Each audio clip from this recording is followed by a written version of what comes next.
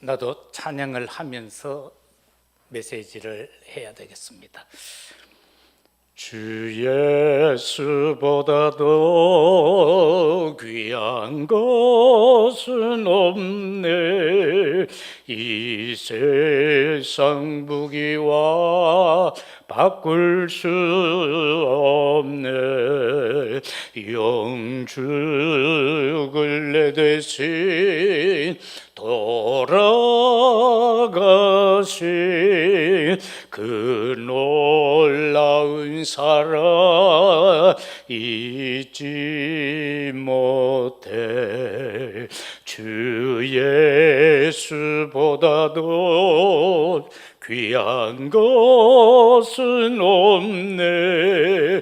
이 세상 명예와 바꿀 수 없네.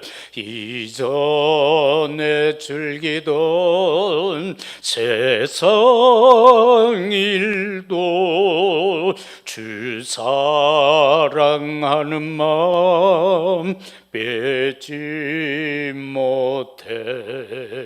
주 예수보다도 귀한 것은 없네. 이 세상 행복과 바꿀 수 없네. 유혹과 핍박이 몰려와도 주 섬기는 내 마음 변치 않아. 세상 즐거움 다 버리고 세상 자랑도 버렸네. 주 예수보다도 귀한 것은 없네. 예수밖에는 없네. 예수보다 더 귀한 것이 없는데 유대인들에게 있어서는 예수보다 율법이 더 좋았고 모세가 더 좋았고 아브라함이 더 좋았습니다. 그래서 그들은 예수님이 오셨으나 예수님을 믿을 수 없었고 받아들일 수 없었고 결국은 그를 십자가에 못 박아 죽게 하는, 말씀이 하늘에서 이루어진 것처럼 땅에서도 이루어지게 하는데 쓰임받는 안타까운 유랑민족이 되고 말았습니다. 우리는 하나님을 어떻게 볼 수 있나요? 예수 그리스도를 통해서 하나님을 볼 수가 있습니다. 아버지 안에 내가 있고 너희가 내 안에 있다. 그렇게 주님은 말씀하셨는데 유대인은 그것을 이해하지 못했습니다. 모세가 증언했건만 그들은 모세를 통하여서도 예수님을 믿지 않고 오히려 거부하게 되어졌습니다. 이스라엘은 율법을 행하면 다 되는 줄 알았지만은 결과적으로 하나님은 중요시 여기는 것이 당신의 거룩이었던 것입니다. 하나님의 거룩은 어떻게 나타나는가? 우리가 하나님의 말씀을 순종할 때 하나님의 거룩은 나타나지게 되는 것입니다. 신명기 32장 50절에서 52절, 시편이 아니고 신명기입니다. 민수기 20장 11절에서 13절, 그 말씀을 통해서 보면은 왜 모세가 이스라엘 백성을 이끌고 가나안에 입성하지 못했는가? 가나안을 바라볼 수 있는 느보산에서 하나님이 그를 데려가시는 그 원인이 무엇인가? 바로 이스라엘 백성들이 광야에서 원망하고 불평하며 물을 달라고 할 때에 하나님께서 너는 지팡이를 들고 아론과 함께 그리고 장로들을 데리고 반석 앞에 서라. 그리고 말하라 라고 하는 그 말씀을 순종치 않고 혈기로 인하여 어떻게 보면은 화가 나고 짜증이 났겠죠. 그래서 지팡이를 가지고 2번 내리친 것, 그것을 하나님은 모세에게 말할 때에 네가 내 말을 듣지 않고 내 거룩을 나타내지 않았다, 그렇게 말씀합니다. 우리는 우리의 어떤 행동을 통해서, 행함을 통해서 하나님의 거룩을 나타내는 것이 아니라 하나님의 말씀을 전적으로 순종함으로 나타내는 것입니다. 또한 앞선 지도자들은 성도들로 하여금 하나님을 볼 수 있도록, 알아갈 수 있도록 메시지를 해야 할 뿐만 아니라 삶도 보여줘야 되겠죠. 하나님을 신뢰하며 영적 소통으로 믿을 수 있도록 영적 인격체가 되어야 한다라는 사실입니다. 오늘 말씀에 보면은 참된 증언이 있었지만 유대인들은 그 증언을 거부했습니다. 다시 말하면 빛에 대하여, 진리에 대하여, 그리스도에 대하여 증언했지만 유대인은 거부한 내용을 가지고 살펴보겠습니다. 예수님에 대한 참된 증언, 증거가 오늘 우리가 함께 본 말씀 속에 기록이 되어져 있습니다. 31절에서 32절에 보면은 여호와 하나님, 성부 하나님이 예수님에 대하여 증언하고 있는 부분입니다. 그런가 하면 33절에서 35절까지는 세례 요한의 증거입니다. 사람의 증언이 예수님 자신에게는 필요 없다라고 했죠. 단지 빛을 발하는 이 세례 요한을 통하여 증언하는 그것은 딴 것이 아니고 인간을 구원 얻게 하기 위해서다라고 말씀하고 있습니다. 저와 여러분이 예수님에 대하여, 하나님에 대하여, 성령에 대하여 증거하는 것은 그 말씀을 듣는 사람들로 하여금 구원을 얻게 하기 위한 것이지 우리가 어떻게 그리스도를 증거할 수 있겠습니까? 우리가 어떻게 하나님을 설명할 수가 있겠습니까? 구원을 얻게 하기 위한 방편으로 우리를 증인으로 쓰신다라는 사실입니다. 그 다음에는 예수님이 행하신 기적입니다. 36절은 그렇게 말씀합니다. 내게는 요한의 증거보다 더 큰 증거가 있으니 아버지께서 내게 주사 이루게 하시는 역사, 곧 내가 하는 그 역사가 아버지께서 나를 보내신 것을 나를 위하여 증언하는 것이다, 이렇게 말씀하는데 이것이 도대체 무엇인가? 바로 우리 많은 사람들은요, 예수님을 사랑하는 것이 아니고 예수님의 것을 사랑해요. 다시 말하면은 가나 혼인잔치에서 일어났던 그 물이 변하여 포도주가 되는 그것을 사랑하는 거예요. 오병이어를 가지고 5,000명을 먹이고 12바구니가 남게 된 그 기적을 사랑하는 겁니다. 많은 병자를 치유한 그런 한 기적의 역사 표적을 사랑한다라는 것입니다. 그렇기 때문에 그러나 예수님은 이런 것을 통해서라도 바로 인생을 구원하고자 하신다라는 사실입니다. 예수님에 대한 증언 39절 말씀에 보면은 성경이 예수님을 증언한다라고 합니다. 너희가 성경에서 영생을 얻는 줄 생각하고 성경을 연구하거니와 이 성경이 곧 내게 대하여 증언하는 것이다. 유대인들, 히브리인들은 하나님의 말씀을 참으로 연구 많이 했습니다.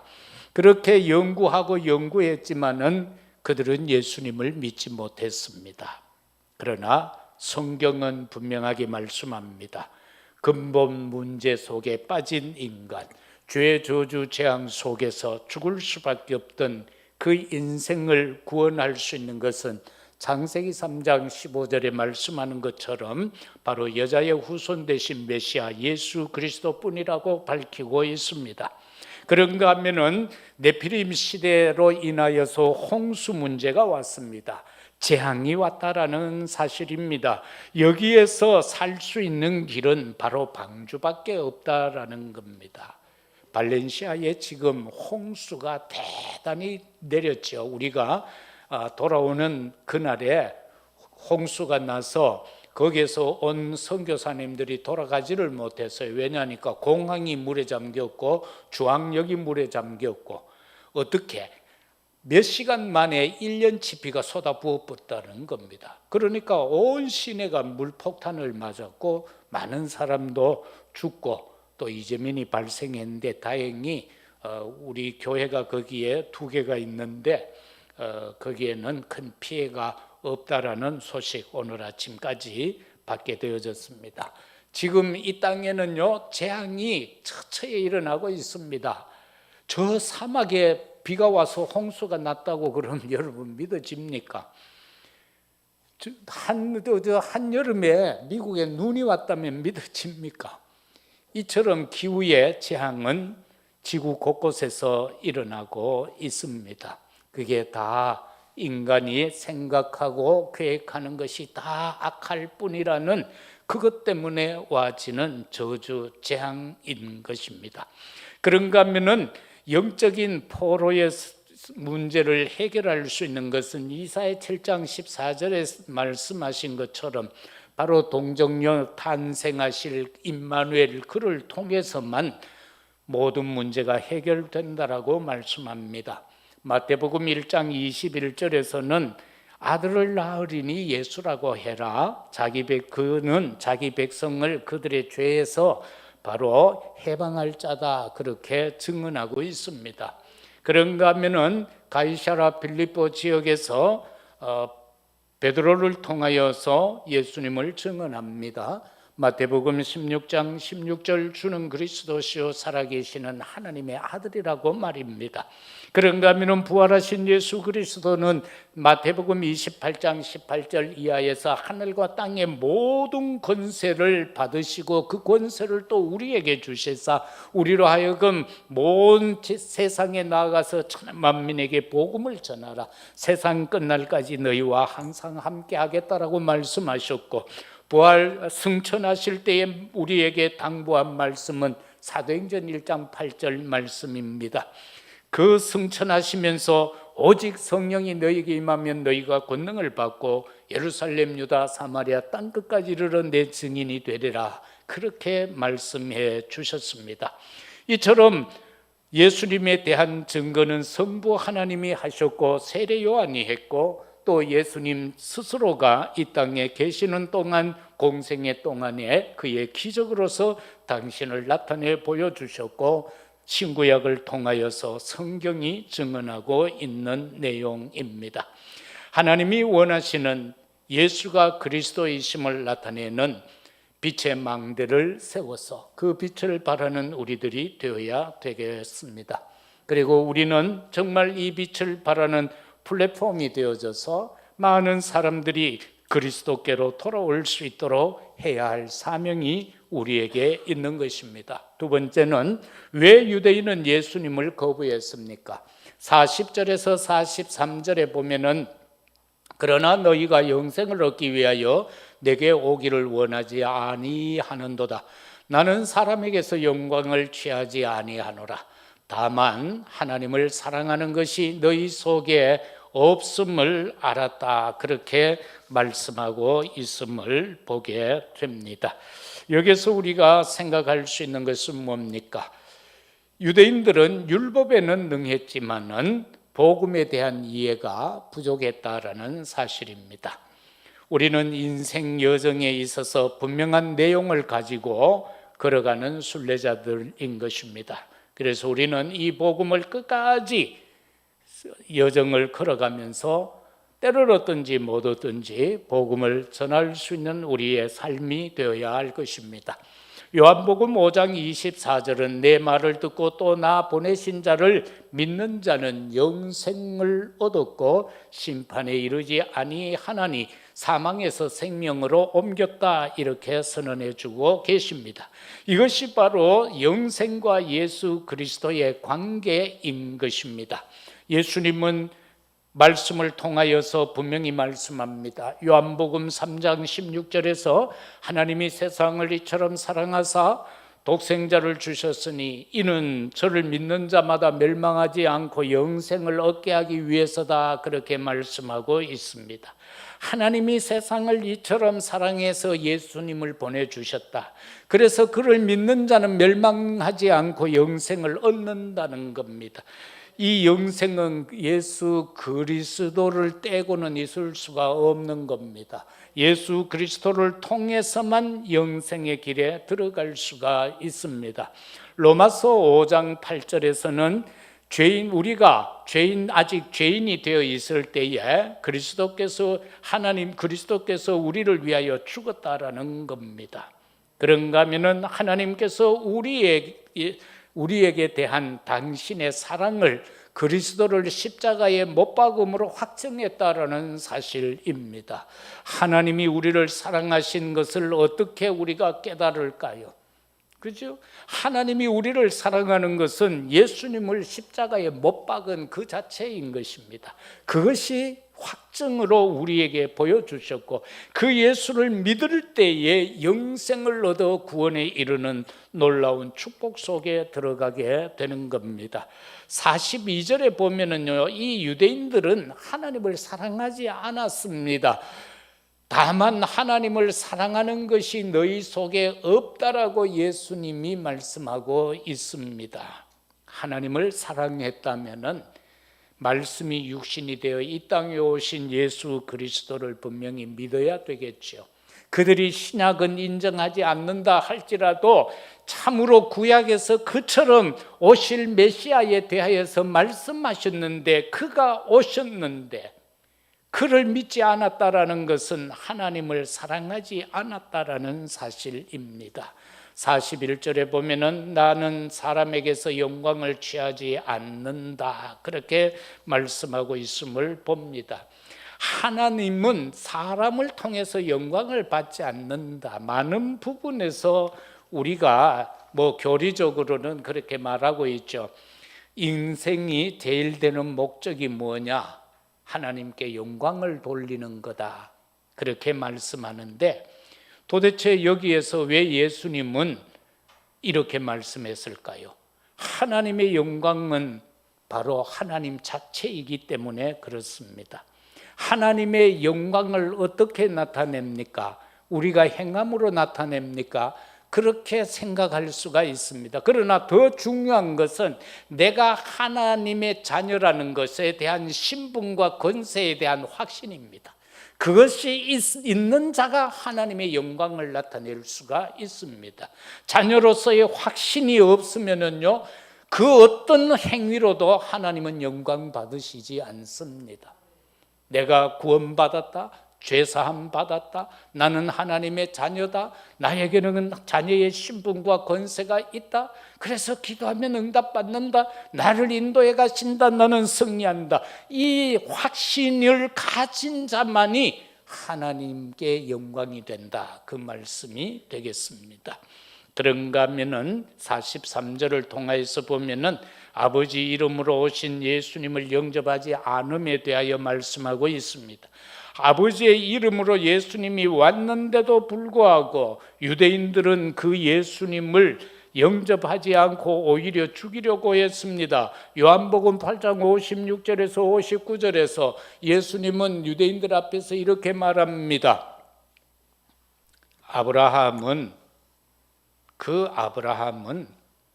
나의 때를 보고 기뻐하고 즐거워하였다. 이렇게 하니까 유대인들이 너야 몇 살이야?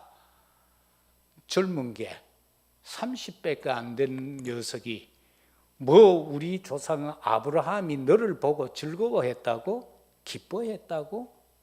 그렇게 힐난을 합니다. 그럴 때에 예수님은 아브라함이 나기 전부터 내가 있었다. 아브라함이 나기 전부터 내가 있었다. 그러니까 유대인들이 열이 받쳐서 예수님을 죽이려고 했다라는 사실입니다. 그런가 하면은 하나님의 영광과 그리스도에 대한 믿음입니다.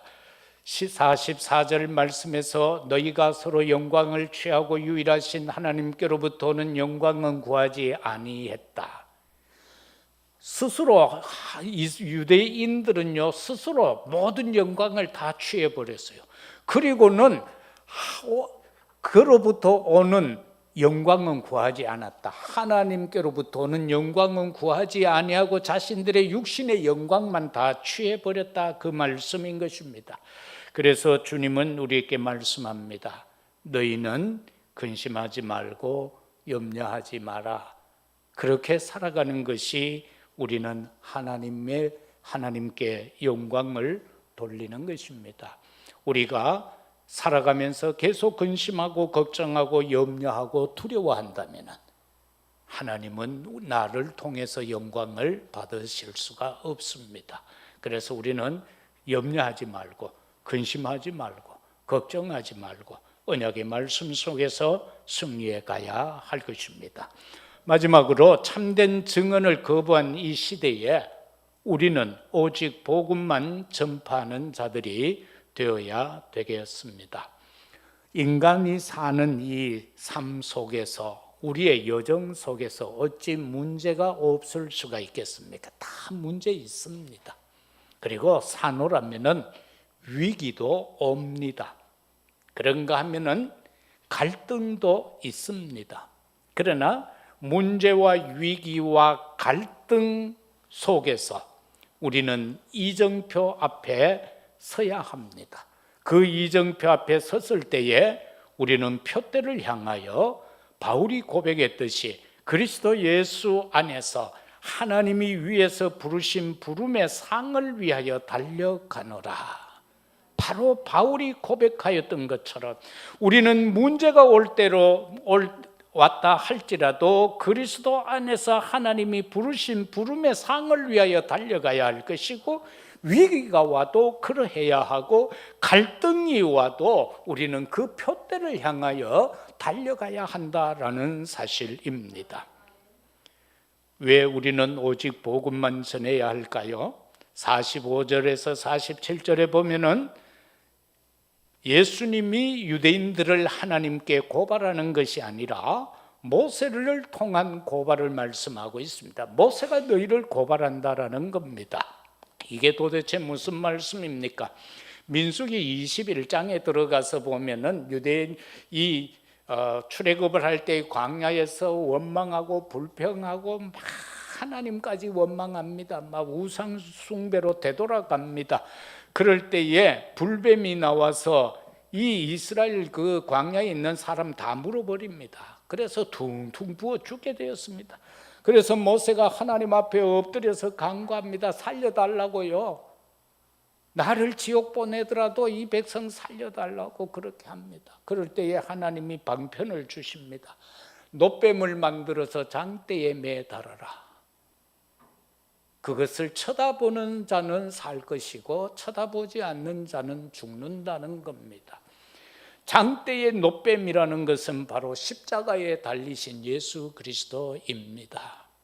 그런데 여기에서 보면은요, 민수기 21장 9절에서 모세가 놋뱀을 만들어 장대 위에 다니 뱀에 물린 자가 놋뱀을 쳐다본 즉 모두 살았다라고 했습니다. 쳐다보는 자는 살았다라는 것입니다. 바로 예수 그리스도가 십자가에서 다 이루었다 하시면서 우리의 과거, 현재, 미래를 다 걸머지시고 그 십자가에서 운명하시고 장사되어 저 무저갱에 내려갔으나 사흘 만에 그 모든 무저갱의 권세를 깨뜨리시고 부활하셨던 그 사실을 믿을 때에라는 것입니다. 그래서 우리는 오직 복음만 증거해야 되는 것입니다. 아브라함을 통한 증거도 나오고 있죠. 우리가 요한복음 8장 56절에서 59절을 살펴보지 않았습니까? 거기에서 아브라함은 나의 때를 볼 것을 즐거워하다가 기뻐했다. 아브라함이 오기 전부터 내가 있었다. 이렇게 아브라함을 통하여서 메시아 예수 그리스도를 증거하고 있음을 보게 됩니다. 우리는 신구약을 통하여서 이 복음의 능력의 역사를 증거해야 할 것입니다. 이 복음이 얼마만큼 위대한가 하면은 6.25 때 이제 한 마을에 사람들을 다 모아놓고 이제 예수 믿으면은 이제 총살시키는 거예요. 그래서 이제 목사님 차례가 되어졌어요. 그래서 이 목사님이 조금 쫄았어요. 그래서 속으로 기도합니다. 하나님, 어떻게 하면 좋습니까? 하나님, 어떻게 하면 좋습니까? 지금 자칫 잘못 한마디 하면은 지금 죽게 생겼습니다. 앞에 많은 사람들이 죽었습니다. 하니까 마땅히 할 말을 생각나게 하리라. 이 음성이 탁 들려오는 거예요. 근데 총을 탁 갖다 대는 거예요. 장교가. 당신 직업이 뭐야? 약장수입니다. 무슨 약장수? 구약과 신약을 팝니다.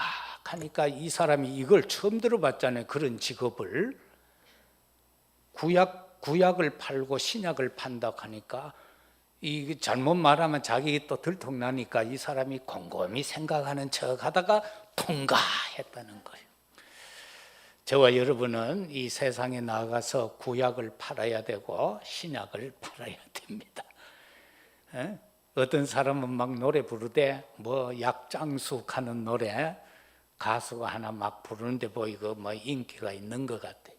우리는 그런 배암을 파는 약장수가 아니고 진짜 구약을 팔아야 돼. 신약을 팔아야 돼.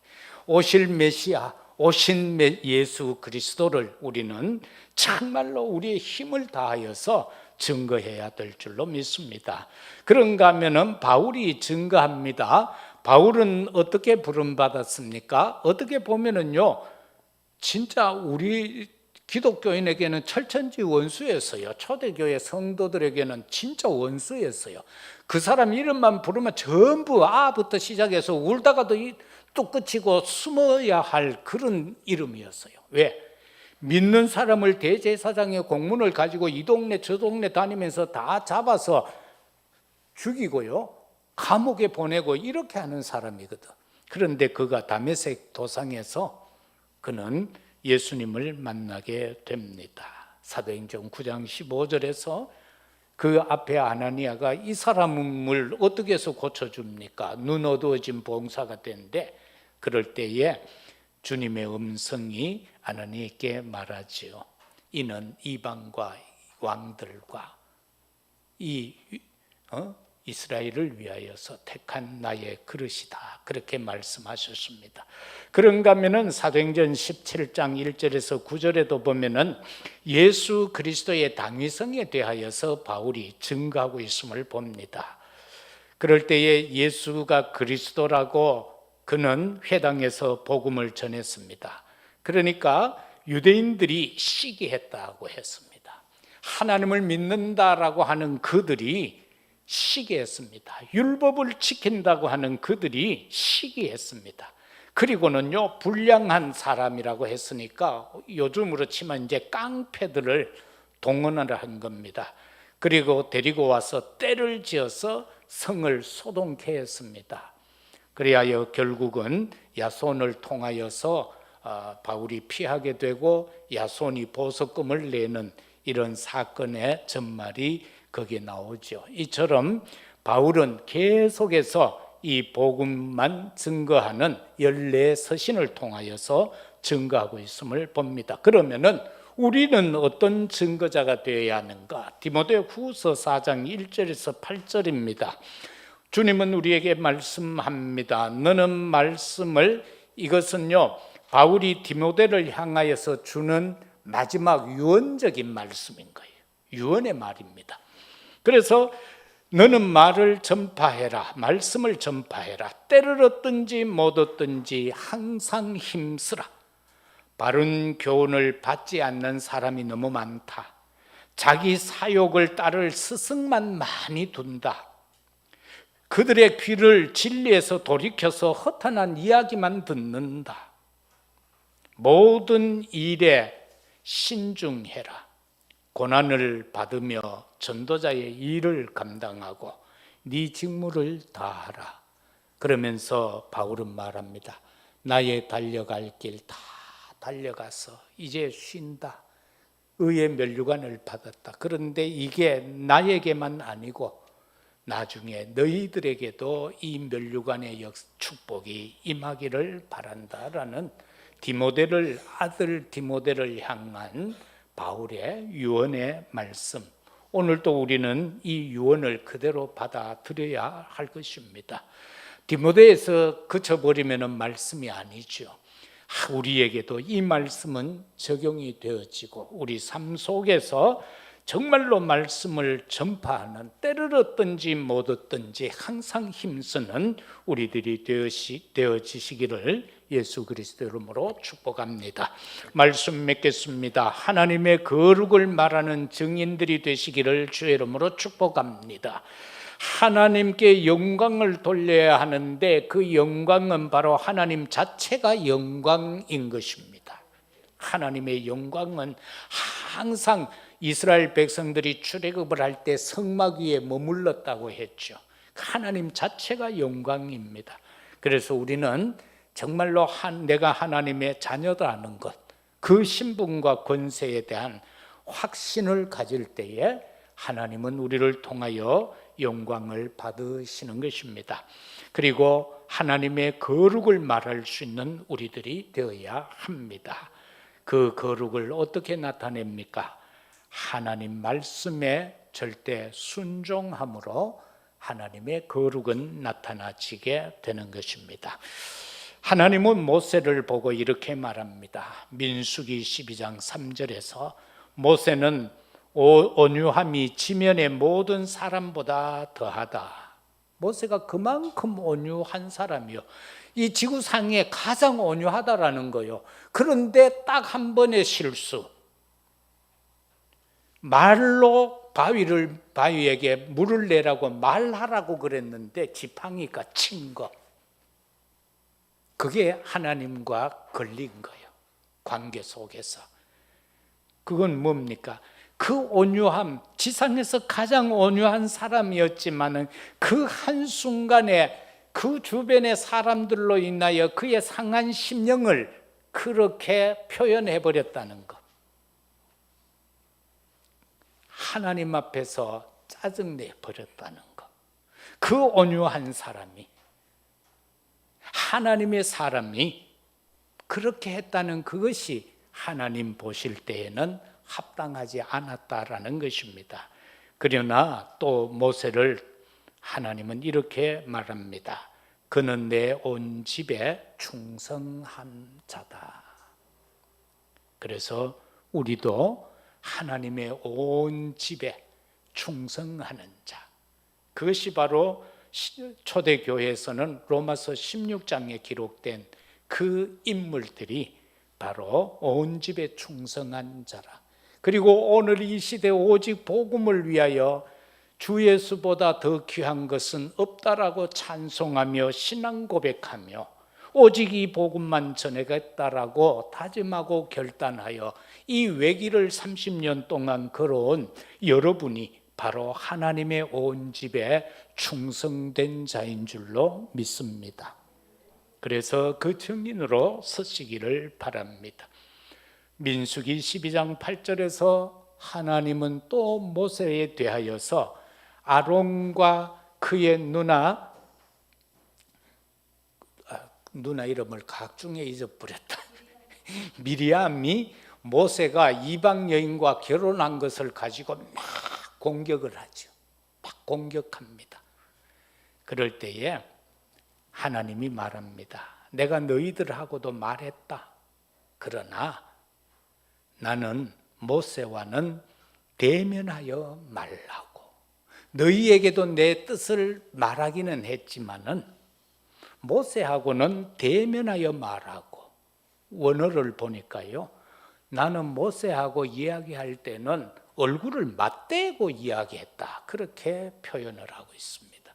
그래서 아론 너, 미리암 너하고는 모세하고는 달라. 다르다는 겁니다. 지금 이 땅에 수많은 기독교인이 있습니다. 다 똑같지 않습니다.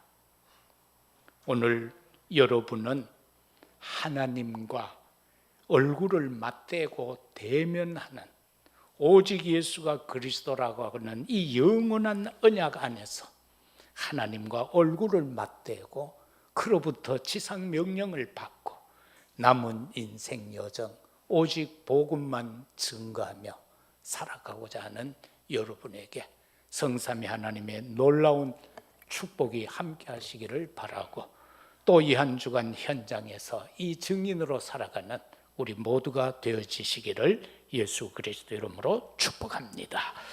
아버지 하나님 감사합니다.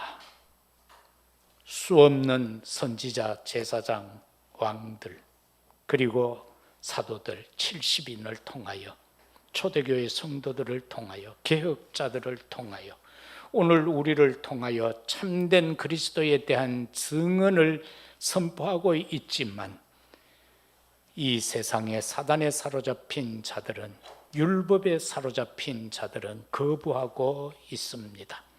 그러나 우리는 때를 얻든지 못 얻든지 이 복음만 증거하는 증인이 되게 하시니 감사합니다.